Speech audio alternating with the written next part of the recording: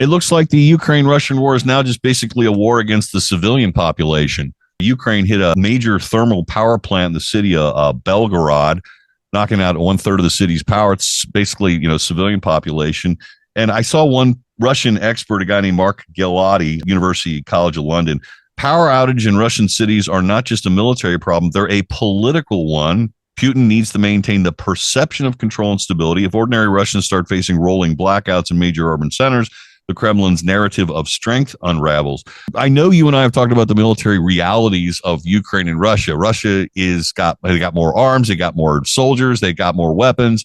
Clearly the larger military power, but behind every military, there is a civilian population that does have a political perception of this.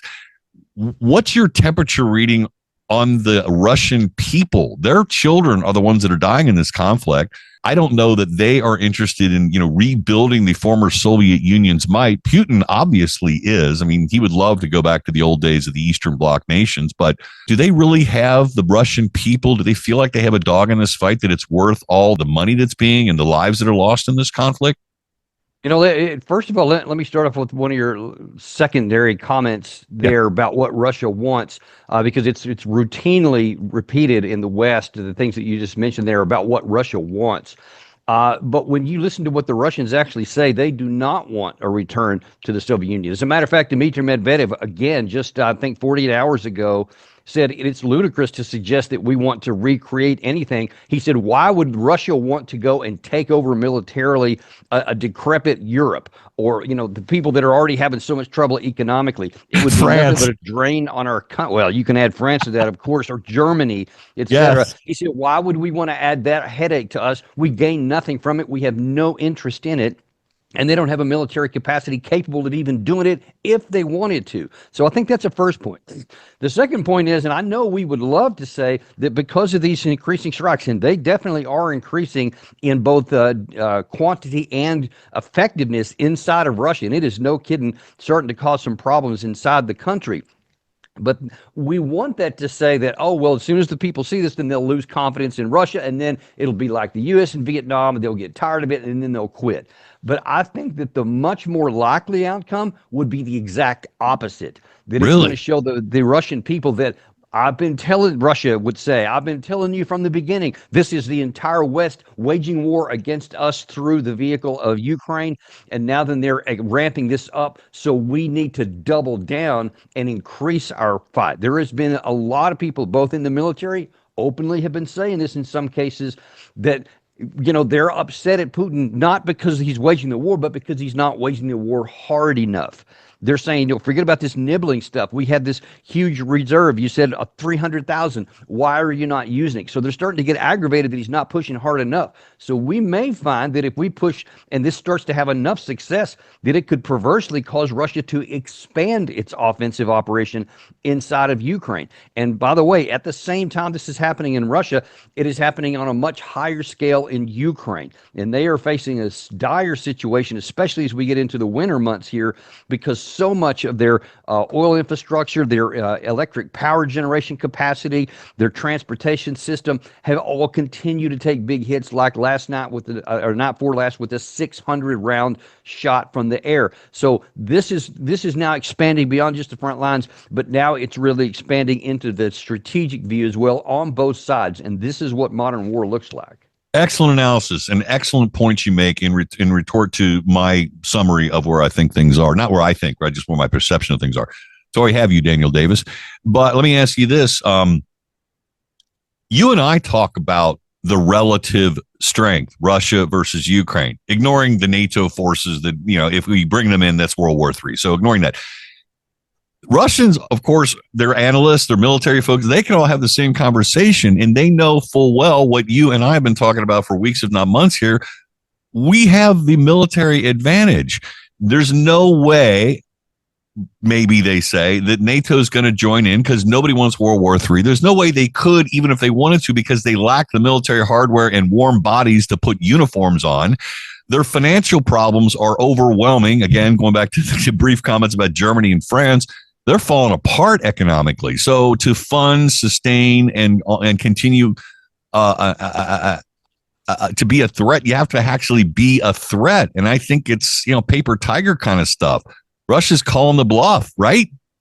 Yeah, I do. I think it is. And one of the things that President Trump has been, threatening anyway, is that I will put all these secondary tariffs on China, India, Brazil, and more tariffs or sanctions on Russia as long as Europe stops buying oil and they also do all these secondary sanctions. Well, you had this past weekend, Slovakia and Hungary, who are the two biggest users of Russian fuel, said categorically they will not do it because it would be economic suicide Right. for them to do so. So that is not going to happen. And then you have India saying basically the same thing, that even though you already have these 25% tariffs on us because we're buying Russian oil, it would be more costly for us to do what you say than to stop the Russian oil, so we won't. And in fact, in some categories, they've actually accelerated their purchase of Russian oil at a discounted price. So the very fundamental thing you want to happen to influence this economic side is not going to happen because the participants themselves won't comply. Therefore, there's no threat to Russia on that regard, and they're going to continue going with what we have. And now then we're talking about the capability of our defense industrial base and increasing all these categories of things. For the U.S., we want to accelerate it by 2 to 4 times in some categories, which is in one hand pretty good, but it'll take like into 2027 if all of the contracts are signed immediately, and so far almost none of them have. So you see that we just don't have the cards to play to force Russia to do anything. Well, in defense of the countries that continue to buy Russian oil, last time I checked, Daniel Davis, the Chinese Communist Party represents the biggest existential threat to the United States of America. We're still buying their stuff and things, aren't we, Daniel? Aren't we? Yeah. And we're still engaged in some forms of economic warfare with the tariffs and everything else. So, and that's not working out really great in any regard there either. So you're just not going to compel the behemoth of China because they have too many alternatives besides us. So either way you look, it's not working out well. All right, pivoting over to the war in Gaza, 20-point plan is going to solve everything. That was the hope of Donald Trump yesterday with Benjamin Netanyahu. Hamas has to give up all of its arms, its infrastructure, its tunnels. They all have to be destroyed. They promise additional humanitarian aid and economic development for Gaza, but Hamas can have no real connection with it. And they also have to give up all the hostages within 48 hours to make this come through to get a ceasefire. Wall Street Journal reported that apparently Hamas has lost control of some of the groups holding them for weeks. And so it may be even a little difficult to deliver on freeing the hostages. Daniel, is this going anywhere? The notion of a Palestinian state is still an option in this 20-point plan, surprising me that Israel would be even go along with something that makes it a possibility even. Yeah, this is, there's lots of landmines in this. I'll just tell you, I just categorically, I am incredibly eager and pray to God, literally, that this works, that the killing can stop, that we can start the process of finding an end to the war, not just a ceasefire, but an actually end by addressing the core issues that led to the war in the first place. But based on what the U.S. released from the Witkoff 21-point plan before the meeting that Netanyahu pointedly would not endorse before the meeting happened, and then what he said on the backside of the meeting with Trump are like about 70% the same, but that 30% that's different is pretty categorical and problematic. All of these global leaders, I just looked right before we came online here overnight, nearly everybody's universally saying they hope this works somewhere, but almost all of them, especially the Arab and even some of the European leaders, are still harping on a two-state solution as the ultimate objective. And you saw that Netanyahu in his UN speech categorically and pounding on the desk said there will be no two-state solution. So I don't know how you get there from here. I know. If we can start with ending the war, then let's work on the hard stuff later. And to that point, I know you've seen the footage and the photographs. Gaza, it's like Dresden in World War II. I mean, it is a nightmare to behold. So I do. Yeah, it is, and and that's why I say I want this to come to a merciful end, because there's starvation, there's sickness, people are dying of avoidable illnesses and stuff because there's no health care system. Kids are getting their limbs amputated without anesthesia. It is horrific, and all of that stuff can come to an end. And I pray to God that they find the political will, and that's what it is on both sides. And by the way, there's a bunch of folks inside Netanyahu's government that are vehemently opposed to this. They want no ceasefire. They only want a military conquest, and they even add the West Bank into it. Ben Gvir, in particular, he sent that out on X as Netanyahu's talking about this. So it remains to be seen whether even inside his government he can bring this to fruition, even if he wants to. Well, and real quickly before we part company today, Daniel Davis, and you can find him online, Daniel Davis Deep Dive, and I recommend you do that. A lot of countries stepping up saying we recognize a Palestinian state, or that's their desire.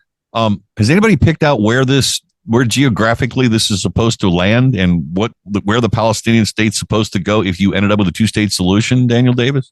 Well, I mean, it's supposed to include portions of the current Gaza Strip and the West Bank, but that by itself is so convoluted, no one really knows that. But there's even a bigger problem of who's actually going to lead it, because, again, Israel has said categorically it's not Hamas and it's not the Palestinian Authority unless they are radically changed. And the conditions that they put for that radical change, it'd be hard for any people group to agree to. So you've also got that problem.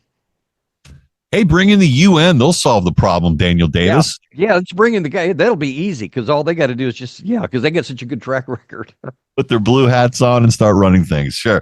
Daniel Davis, Deep Dive. God bless you, sir. I appreciate you coming on the program and sharing your thoughts with us. It's always a wonderful experience. I'll look forward to next Tuesday.